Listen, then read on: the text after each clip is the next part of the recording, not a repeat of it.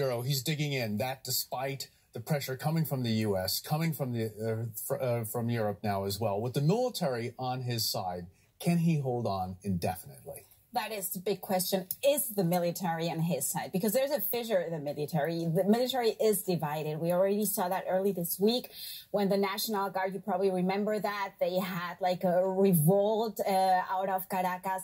And that was one of the signs that show us that the military is not really talking with one voice, even though Defense Minister Patriots in Venezuela said that the military is backing Maduro. We know that there is a branch in the military that they are backing Guaido. So that is a big question. Are they united or aren't they? Okay, they're still getting, though, all that oil revenue, all the cash coming from Venezuelan oil. 95% of Venezuelan revenue is coming from oil, and a lot of it's going to the military.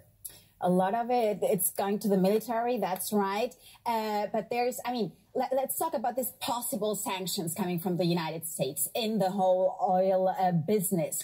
That would affect not only the military in Venezuela, but also the people in Venezuela, because that would mean less cash and more shortages in medicine and in food. And that would also mean that the United States will not have the oil from Venezuela, and they do need it. Let me bring up military. Okay, President Trump has tweeted that all options are on the table. He's expressed that in interviews as well. Can we rule out U.S. military intervention in Venezuela? We can't. I'm afraid to say that. I mean, I can't really imagine how the United States would really intervene into Venezuela with military. But the speech that we're hearing from the United States, from President Donald Trump, and also the speech from Russia, they are again provoking the United States. So that might end up in a scenario we don't want to see. Okay. This has subsided for now, but burned out vehicles serve as a reminder of what happened here the day before. Thousands took to the streets to demonstrate against the government. More than 24 protesters were killed. Opposition leader Juan Guaido declared himself caretaker president. So guys, my last video on Venezuela was 6 protesters dead. Now it's over 24. So yeah, things are heating up, folks. Also, guys, my last video, I told you guys that Russia, obviously, China, and Turkey, they are on Venezuela's side. But as far as military action, Maduro has not asked for help. And things have changed. Socialist government, with Maduro acknowledging the backing of Russian President Vladimir Putin. Russia gives its full support to the legitimate and constitutional government that I preside over, its full support for peace and the integrity and sovereignty of Venezuela. We will be working on bilateral projects to further develop Venezuela.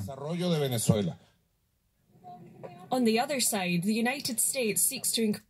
So Russia is 100% in the game. Military, obviously, they have a 10-year contract, but it's going to be interesting, folks. Pressure on Maduro by this guy, Bolton, warmonger. His regime of funds. What we're focusing on today is disconnecting the illegitimate Maduro regime from the sources of its revenues. We think, consistent with our recognition of Juan Guaido as the constitutional interim president of Venezuela, that those revenues should go to the legitimate government. I want to see more reporting from the people. Yeah, we could see protests, people throwing rocks. I want on-the-ground boots reporting.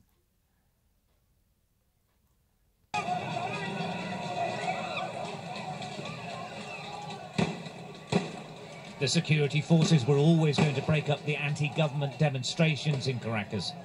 It wasn't a matter of if, but when they started to move in. But the crowds weren't cowed, and they fought back. They dragged anything they could to protect themselves from rubber bullets.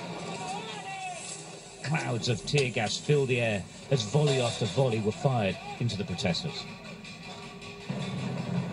Well, as the riot violence has started, we sort of expected it. There's tear gas being fired into the air. They're dragging anything they can find on the streets to create barricades. They're smashing up the road now, getting their weapons to throw. The National Guard around the corner from here is being tear gas fired.